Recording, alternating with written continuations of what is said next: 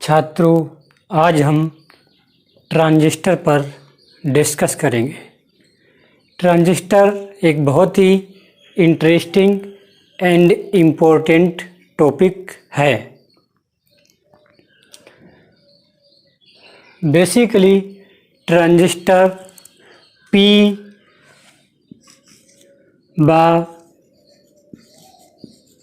N type semiconductor से मिलकर बनी एक ऐसी इलेक्ट्रॉनिक डिवाइस होती है जो ट्रायोड वाल्व के स्थान पर यूज की जाती है, उपयोग की जाती है। इसकी खोज सर्वप्रथम अमेरिकन साइंटिस्ट बर्दीन W.H.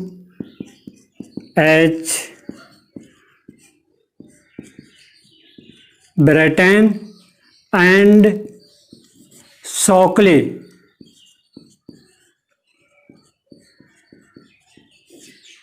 ने सन 1948 में की थी। इस सक्सेसफुल खोज के लिए इन्हें सन 1956 में नोबेल प्राइज से भी सम्मानित किया गया। ट्रांजिस्टर एक ऐसी डिवाइस होती है जो किसी सिग्नल को लो रेजिस्टेंस के रीजन से हाई रेजिस्टेंस के रीजन की ओर ट्रांसफ़र करती है। Type of transistor. ट्रांजिस्टर दो प्रकार के होते हैं। Number 1 PNP transistor, number 2 NPN transistor. आइए समझते हैं। नंबर 1 पीएनपी ट्रांजिस्टर क्या होता है। जब हम दो मोटे पी टाइप सेमीकंडक्टर के बीच एक पतले पी टाइप को सैंडविच कराते हैं, अर्थात जब दो मोटे पी टाइप सेमीकंडक्टर के बीच एक पतले एन टाइप सेमीकंडक्टर को सैंडविच कराया जाता है, सैंडविच किया जाता है, तब इस प्रकार प्राप्त डिवाइस पीएनपी ट्रांजिस्टर कहलाती है। सर्वप्रथम हमने एक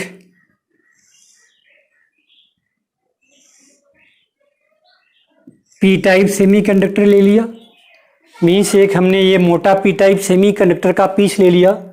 दूसरा हमने इधर एक मोटा पी टाइप सेमीकंडक्टर का पीस ले लिया और एक हमने पतला एन टाइप सेमीकंडक्टर का पीस ले लिया और इन दोनों मोटे पी टाइप सेमीकंडक्टर के पीसेस के बीच एक पतले एन टाइप सेमीकंडक्टर को जब सैंडविच कर दिया जाता है, तब इस प्रकार प्राप्त डिवाइस पीएनपी ट्रांजिस्टर कहलाती है। इस डिवाइस का जो मिडिल भाग होता है वह बेस कहलाता है, जिसको हम बी भी राइट करते हैं, बी फॉर बेस। और इस डिवाइस का राइट एंड मीन्स राइट सिरा कलेक्टर कहलाता है। कलेक्टर, इसको हम सी राइट करते हैं, तथा इस डिवाइस का लेफ्ट एंड एमिटर कहलाता है।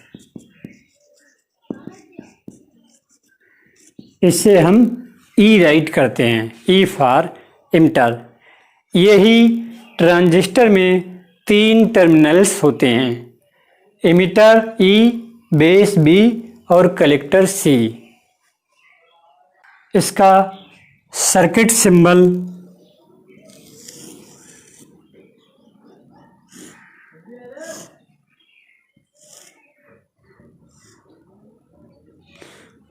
बनाने के लिए हमने ले लिया, ये बेस है, ये कलेक्टर है और ये एमिटर है।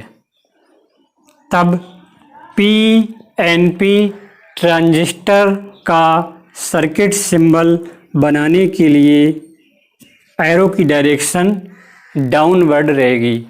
मीन्स यह पीएनपी ट्रांजिस्टर का सर्किट सिंबल है।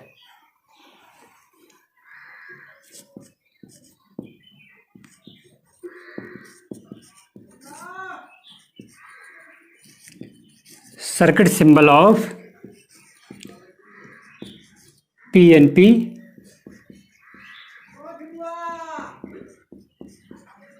ट्रांजिस्टर। Number 2 NPN transistor. जब दो मोटे एन टाइप सेमीकंडक्टर के बीच एक पतले पी टाइप सेमीकंडक्टर को सैंडविच किया जाता है, तब इस प्रकार प्राप्त डिवाइस एनपीएन ट्रांजिस्टर कहलाती है। और इस ट्रांजिस्टर में भी 3 टर्मिनल होते हैं। भाई मिडिल टर्मिनल बेस टर्मिनल कहलाता है, जिसे बी राइट करते हैं। राइट टर्मिनल कलेक्टर कहलाता है, जिसे हम सी राइट करते हैं। और लेफ्ट टर्मिनल एमिटर कहलाता है, जिसे हम ई राइट करते हैं। इसका सर्किट सिंबल बनाने के लिए केवल करंट की डायरेक्शन चेंज हो जाती है। डाउनवर्ड डायरेक्शन थी करंट की, अब डायरेक्शन अपवर्ड हो जाएगी। यह circuit symbol of PNP transistor.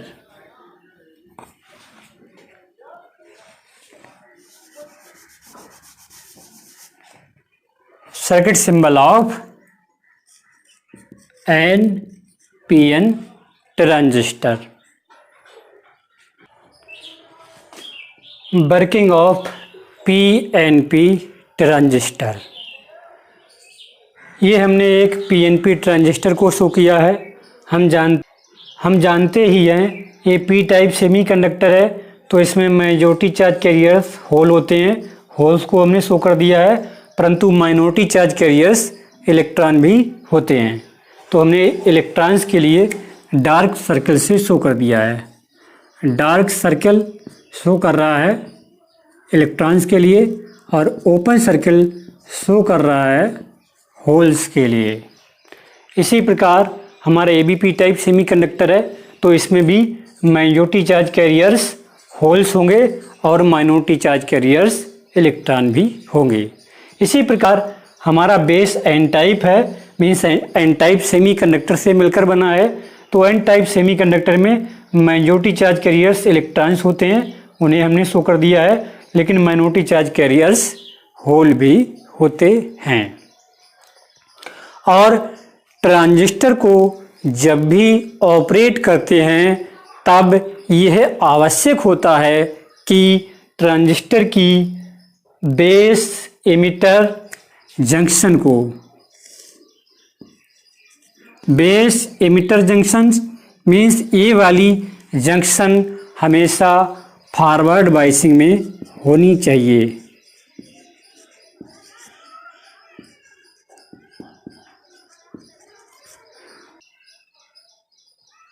Collector base junction अर्थात इस वाली जंक्शन को सदैव रिवर्स बायसिंग में जोड़ते हैं। एमिटर बेस जंक्शन पर फॉरवर्ड बायसिंग अप्लाई करने के लिए हमने एमिटर को बैटरी के पॉजिटिव टर्मिनल से कनेक्ट कर दिया, और इसी प्रकार कलेक्टर बेस जंक्शन को रिवर्स बायसिंग में जोड़ने के लिए इस कलेक्टर के लिए हमने बैटरी बी सीबी के नेगेटिव टर्मिनल से कनेक्ट कर दिया। ठीक है, अब क्या होता है कि बैटरी बी के फॉरवर्ड बायसिंग के द्वारा अर्थात फॉरवर्ड बायसिंग के कारण एमिटर सेक्शन के होल्स बेस की ओर मूव करते हैं तथा बेस के इलेक्ट्रॉन्स एमिटर की ओर मूव करते हैं। जिससे क्या होता है कि जब एमिटर के होल्स बेस में प्रवेश करते हैं तब यह बेस में प्रेजेंट इलेक्ट्रॉन्स से मिलकर रिकम्बिनेशन कर लेते हैं और जब रिकम्बिनेशन होता है तब बेस में एक इलेक्ट्रॉन की कमी हो जाती है और इस कमी को पूरा करने के लिए बैटरी BeB के नेगेटिव टर्मिनल से एक इलेक्ट्रॉन इस बेस में प्रवेश कर जाता है, इंटर कर जाता है और ठीक इसी समय एक सूक्ष्म मात्रा में करंट फ्लो होती है जिसे हम बेस करंट कहते हैं, जो इलेक्ट्रॉन के अपोजिट डायरेक्शन में फ्लो होती है, जिसे हमने IB से राइट कर दिया। इलेक्ट्रॉन नेगेटिव टर्मिनल से बेस की ओर मूव करता है, मीन्स बेस में इलेक्ट्रॉन्स की कमी को बैटरी BeB का नेगेटिव टर्मिनल पूर्ति करता है। तो इलेक्ट्रॉन बैटरी के नेगेटिव टर्मिनल से बेस की ओर मूव करता है तो इसके अपोजिट डायरेक्शन में, मीन्स इलेक्ट्रॉन के चलने के अपोजिट डायरेक्शंस में एक सूक्ष्म मात्रा में करंट फ्लो होती है जिसे हम बेस करंट IB कहते हैं। और जैसे ही बैटरी BeB के नेगेटिव टर्मिनल से एक इलेक्ट्रॉन बेस में एंटर करता है, ठीक उसी समय एमिटर सेक्शन से एक इलेक्ट्रॉन निकल जाता है और वह बैटरी BeB के पॉजिटिव टर्मिनल के द्वारा अट्रैक्ट कर लिया जाता है। यही प्रोसेस रिपीट होती रहती है जिससे बेस एमिटर सर्किट में करंट का फ्लो होता रहता है, मीन्स इतने सर्किट में करंट का फ्लो होता रहता है। सिंस बेस लाइटली डोप्ड और बहुत ही पतला होता है, इसीलिए एमिटर सेक्शन के लगभग 2 से 5% तक होल्स बेस में प्रेजेंट इलेक्ट्रॉन से मिलकर रिकम्बिनेशन कर लेते हैं और रिमेनिंग 98 to 95% तक एमिटर सेक्शन के होल्स इस बेस रीजन को क्रॉस करके कलेक्टर रीजन में प्रवेश कर जाते हैं, एंटर कर लेते हैं और जैसे ही यह होल्स टर्मिनल C पर पहुंचते हैं तो तुरंत बैटरी BeB के नेगेटिव टर्मिनल से एक इलेक्ट्रॉन इधर मूव करता है और होल को न्यूट्रल कर देता है। ठीक इसी समय एमिटर सेक्शन एक कोवलेंट बॉन्ड ब्रेक होता है। जब कोवलेंट बॉन्ड ब्रेक होता है तो इलेक्ट्रॉन मुक्त होता है और जो इलेक्ट्रॉन निकलता है वह बैटरी BeB के पॉजिटिव टर्मिनल के द्वारा अट्रैक्ट कर लिया जाता है। इलेक्ट्रॉन एमिटर सेक्शन से निकलता है वैसे ही एक होल क्रिएट हो जाता है जो फिर से कलेक्टर की ओर मूव करता है। यही प्रोसेस बार बार रिपीट होती रहती है जिससे कलेक्टर टू एमिटर सर्किट में करंट फ्लो होती रहती है। जैसे ही एक इलेक्ट्रॉन बैटरी BeB के नेगेटिव टर्मिनल से निकलता है और C तक आता है तो उसी समय काफ़ी मात्रा में एक करंट फ्लो होती है जिसे हम कलेक्टर करंट IC कहते हैं। यह दोनों धाराएं, यह दोनों करंट्स मिल करके एमिटर में प्रवेश करती हैं, मीन्स यह दोनों करंट्स मिल करके एमिटर करंट I ई को फ्लो करती हैं। इस प्रकार पीएनपी ट्रांजिस्टर के केस में total current I E equal to I C plus I B का सम होती है। मीन्स ट्रांजिस्टर के केस में इमिटर करंट, बेस करंट और कलेक्टर करंट का सम होती है। Working of NPN transistor. छात्रों, हमने आपको पहले ही बताया था कि जब भी ट्रांजिस्टर को ऑपरेट करते हैं तो यह आवश्यक होता है कि उसकी इमिटर बेस जंक्शन सदैव फॉरवर्ड बायसिंग में तथा कलेक्टर बेस जंक्शन को सदैव रिवर्स बायसिंग में जोड़ते हैं, कनेक्ट करते हैं। तो भाई हमने भी कनेक्ट कर दिया। फिर क्या होता है, फॉरवर्ड बायसिंग के कारण इमिटर सेक्शन के या इमिटर रीजन के इलेक्ट्रॉन्स बेस की ओर मूव करते हैं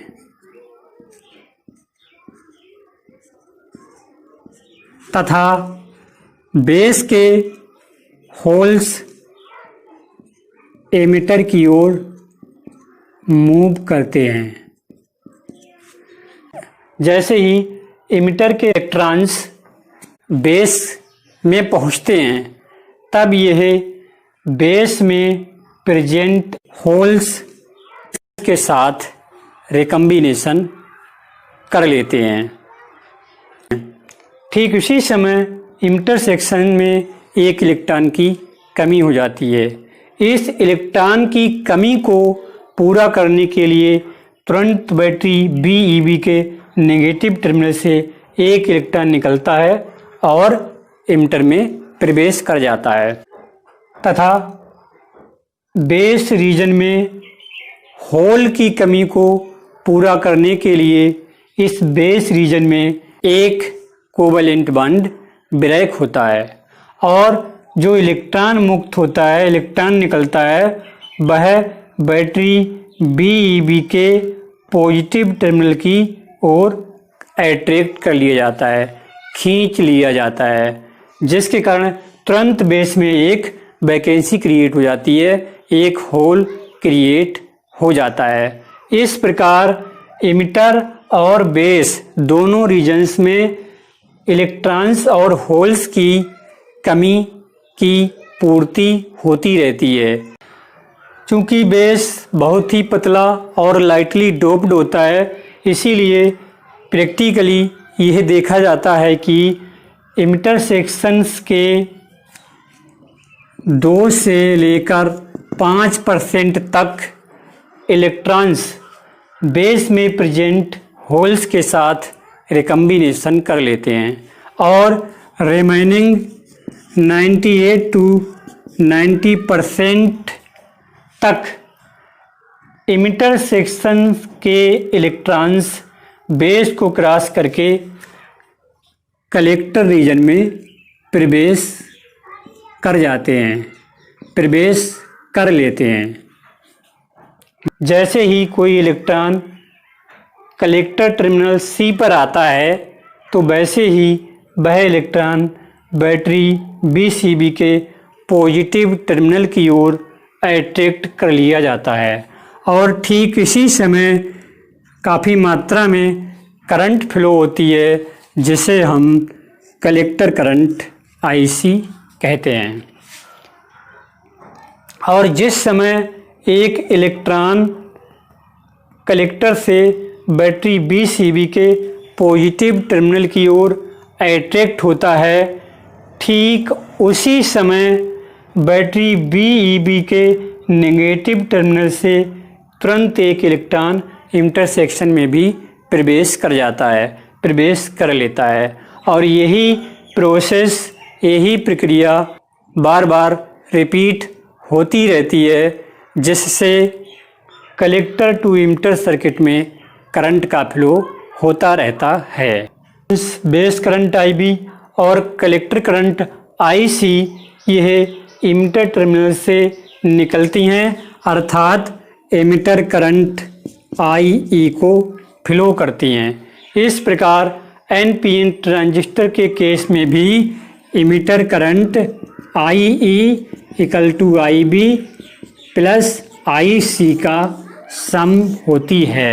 means emitter current, base current और कलेक्टर करंट के सम के इक्वल फ्लो होती है।